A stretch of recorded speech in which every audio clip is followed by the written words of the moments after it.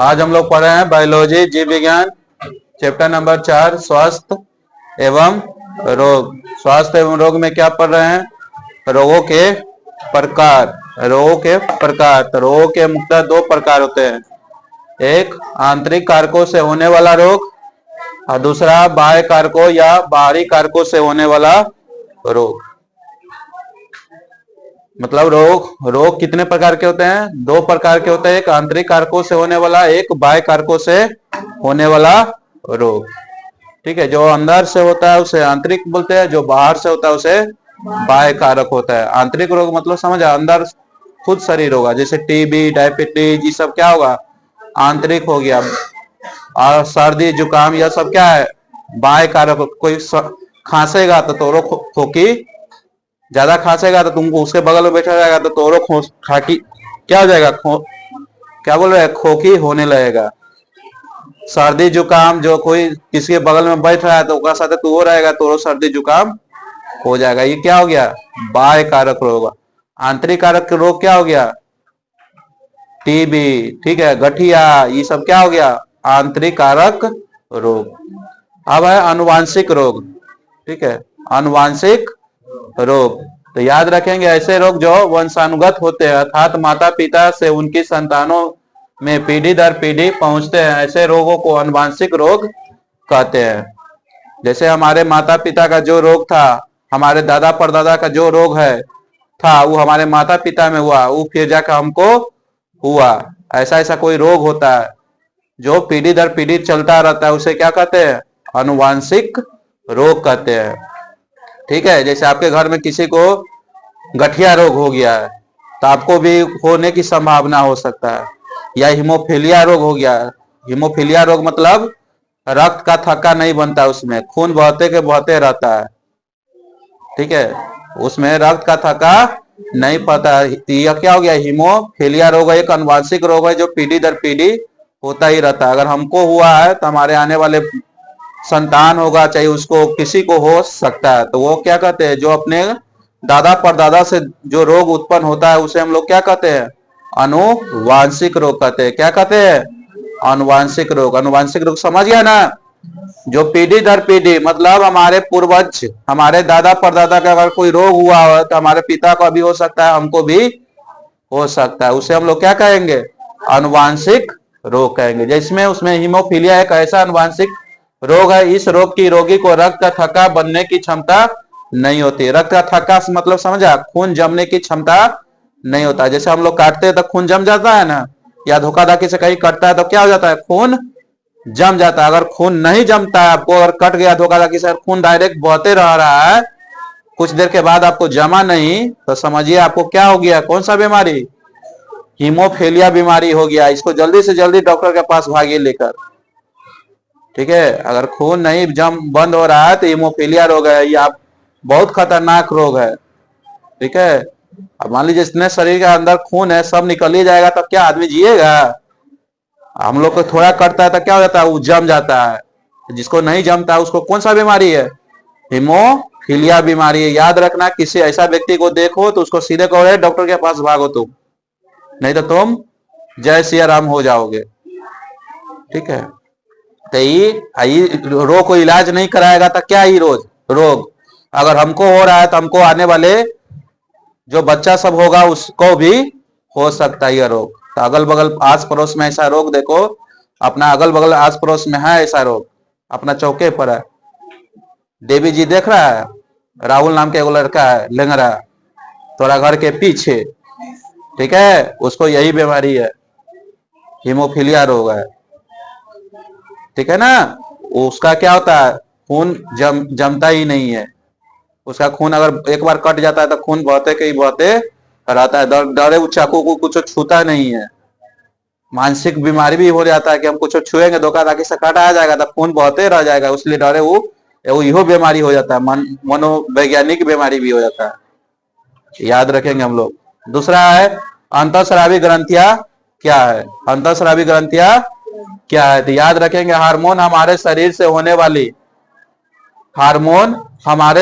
होने वाली विभिन्न क्रियाओं के संचालन के लिए आवश्यक होते हैं। यह हमारे शरीर में पाई जाने वाली विशेष प्रकार की ग्रंथियां को जिन्हें हम अंतःस्रावी ग्रंथियां कहते हैं, जैसे मधुमेह भीम कायकता हार्मोन के कारण होता है।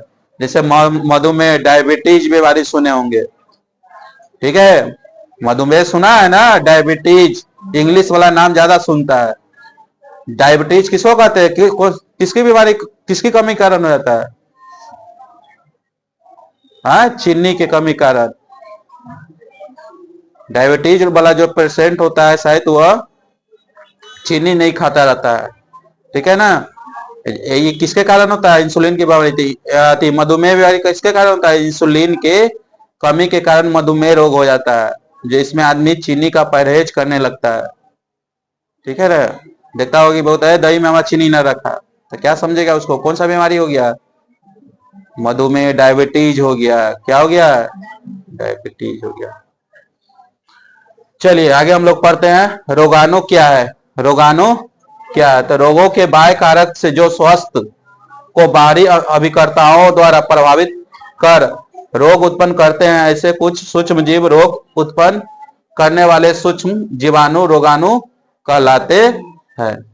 अब है संक्रामक रोग क्या है। संक्रामक रोग क्या है? तो याद रखेंगे, सूक्ष्म जीव रोगाणुओं के कारण होने वाले रोग को संक्रामक रोग कहते हैं। जैसे टीबी, एड्स, मलेरिया, यह सब एक सूक्ष्म जीव है और इसके कारण होता है बहुत, मतलब सूक्ष्म जीव रोगाणुओं के कारण क्या होता है? टीबी होता है, एड्स होता है और मलेरिया होता है। तो याद रखेंगे हम लोग कुछ संक्रामक रोग तथा उनके कारक रोगाणु, मतलब संक्रामक रोग है, यह सब सूक्ष्म जीव के कारण होता है। किसके कारण? सूक्ष्म जीव के कारण यह हमारे शरीर में होते हैं, छोटा छोटा सूक्ष्म जीव, इसके कारण यह सब बीमारी होता है। और इसके कारक क्या है? तो याद रखेंगे, cholera, typhoid, diarrhoea, plague, tetanus किसके कारण होता है? बैक्टीरिया। बैक्टीरिया को हिंदी में हम लोग क्या बोलते हैं? जीवाणु। बैक्टीरिया को क्या बोलते हैं? जीवाणु। जीवाणु के कारण क्या क्या होता है? Cholera, typhoid, diabetes, diarrhoea, plague, tetanus.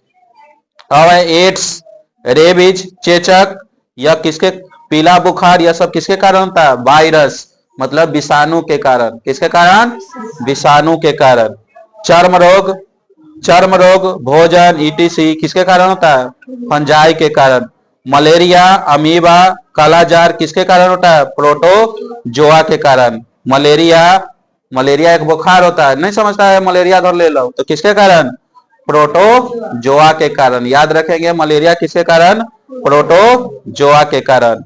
उसके बाद फाइलेरिया, हाथी रोग, ये किसके कारण?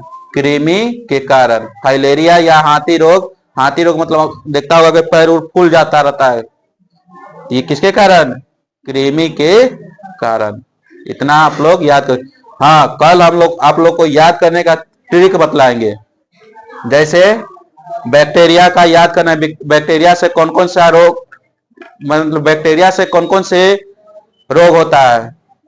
तो याद रखेंगे, डीप सिटी का कुटनी, डी से डिप्थीरिया, सी से सिफिलिस, प्ले से डीप सिटी, टी से मतलब टिटनेस।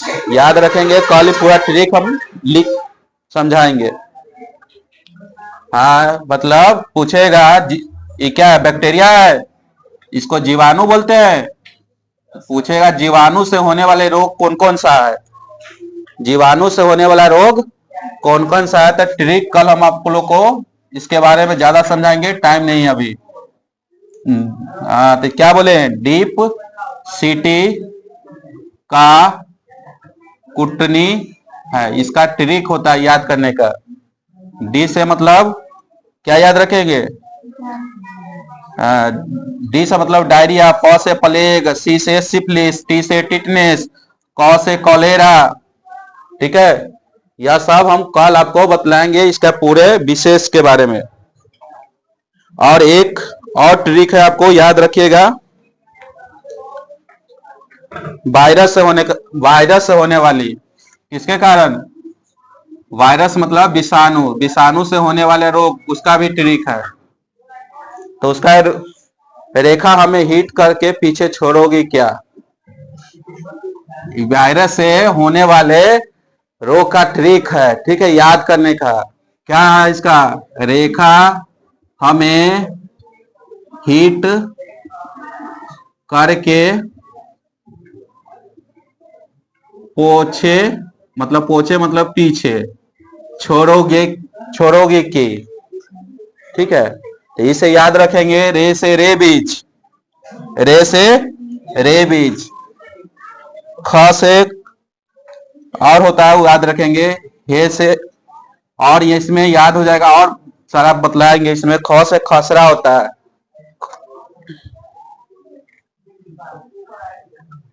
हाँ, ख से खसरा होता है, ठीक है। ए और ए से एडिस होता है, में एडिस ए आया ना, ए से क्या होता है? एडिस। तो कल इसके हम लिख के तुम लोग को बढ़िया से समझा देंगे, ठीक है। आप लोग इतना याद करके आइएगा। जीवाणु से ट्रिक क्या होता है? डिप्सिटी का कुटनी। वायरस है, विषाणु से रोग क्या होता है? रेखा हमें हीट करके पूछे छोड़ गई। रेखा हमें हीट करके पीछे, या पीछे याद रखिए, पीछे छोड़ गई। तो इसके पूरा इसमें बैठाएंगे, अपने बैठते जाएगा कि किसके कौन होता है, इसका कौन होता है। तो कल इसको हम पूरा लिख देंगे, इसको भी लिख देंगे। आप लोग इसको याद करके घर से आइएगा।